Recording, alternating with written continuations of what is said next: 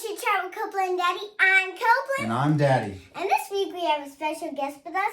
Her name is Miss Christina. Hi. Who is Miss Christina? She is the leader of our greeting team at church. So Christina, what is actually your title at Crosspoint? So I'm the guest experience director for the Nashville campus at Crosspoint. So how many volunteers do you guys have on a normal Sunday? So before the corona, we had about 300 total on our roster of volunteers, and then an average about 150 every Sunday.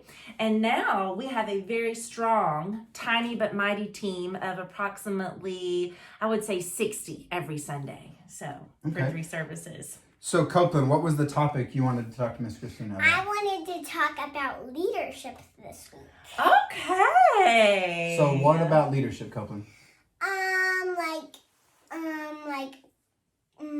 Like questions about leadership and if it's easy, if it's Good difficult, question.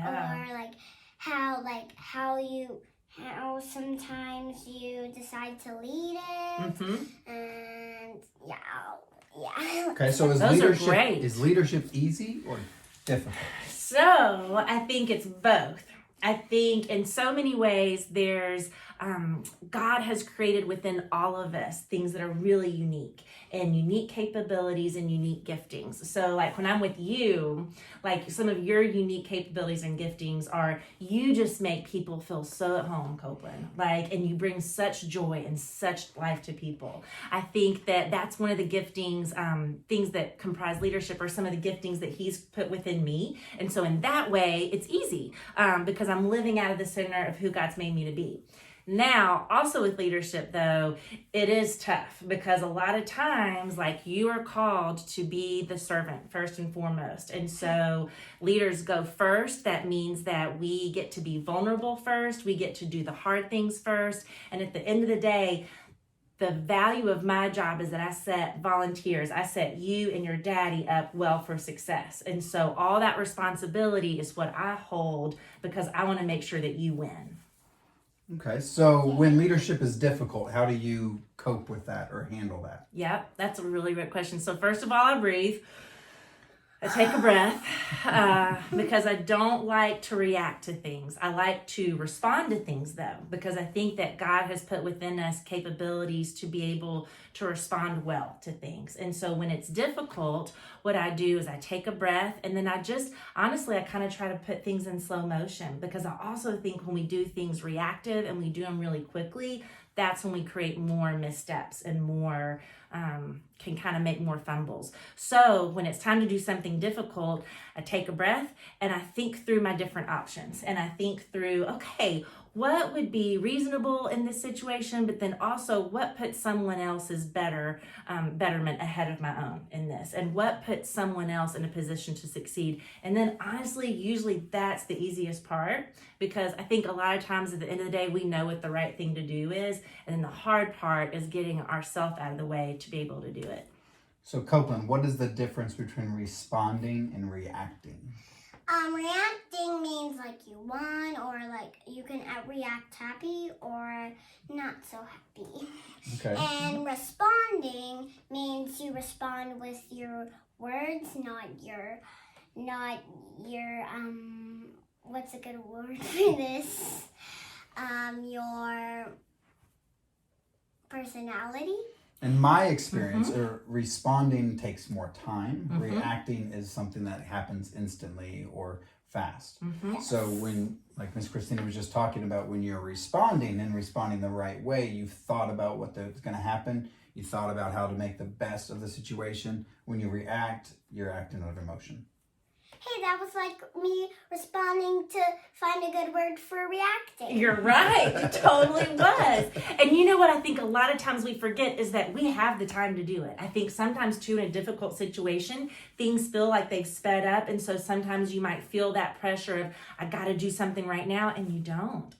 We've been given time and we've been given ability to be able to think through and to feel through what we need to do so that the choice that we make is actually our best choice, both for someone else and for ourselves. Okay. What other questions do you have about leadership for Miss Christina? So how do you like when you respond to a question, like if someone's new and they don't know where their spot is, how do you respond to that? That is a great question. First of all, I think being able to respond to things, it really makes it a whole lot easier when the questions are really, really good, and y'all have already done really, really good questions. So elbow tap. Hey. The first thing to respond to is just listening. Like, to be able to answer a question, you really listen to what the question is. So, for example, we'll pretend I didn't know you.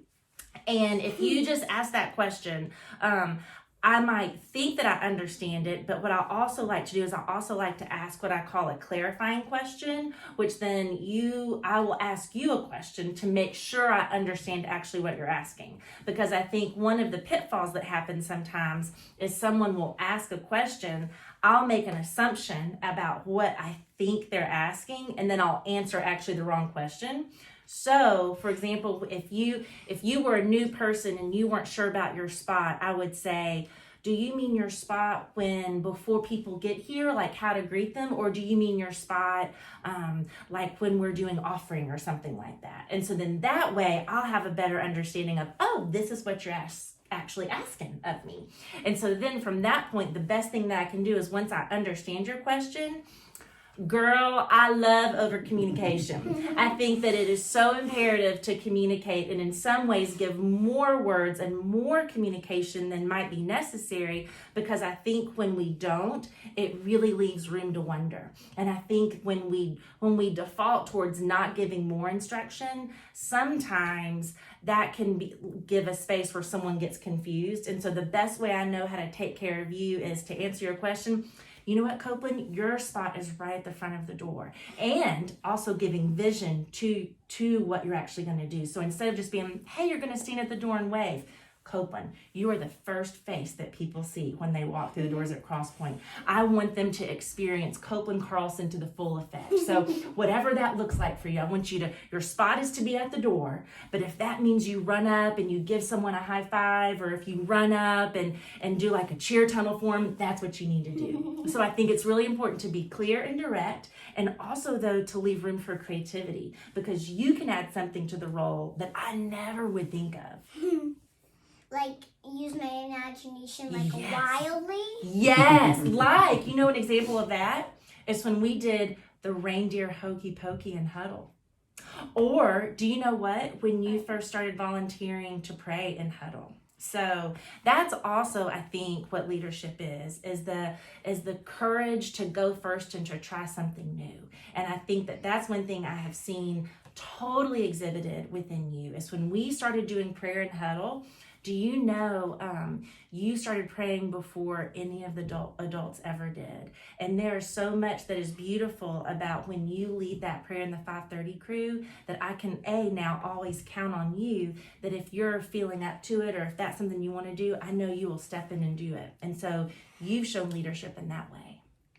Thank you. And I have another example of like when we turn off the lights and we do yes, totally. Yes, that is the best. So a couple things to wrap up here. What little things that Miss Christina, some tips that she's given us. So we want to respond and not react. Yes. So we're going to think about the decision before we make it. And one thing she's talked about in all the different things is that leaders have to listen. Because if you are not a good listener, then you can't respond correctly because you don't know what you're supposed to be responding to. Yeah. So do we have a book this week? Yes, we do have a book this week.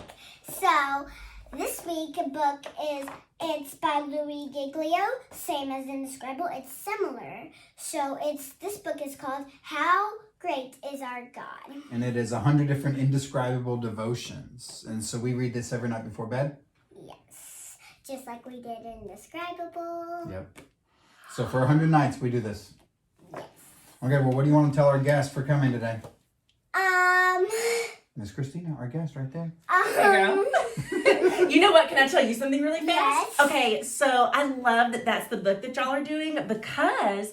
So before I worked at Crosspoint, one of my very first jobs is I worked for a music producer. His name is Ed Cash, and he produces a musical artist named Chris Tomlin. And I was there when they recorded How Great Is Our God and Indescribable. So those are two of my very favorite songs, and I am so excited that y'all are reading that. Well, thank you very much for joining us Yes, this week. And what do you want to tell our friends out there, Copelyn? Peace out and respond, not react. And bye, guys. Thank you for watching. Bye. Bye.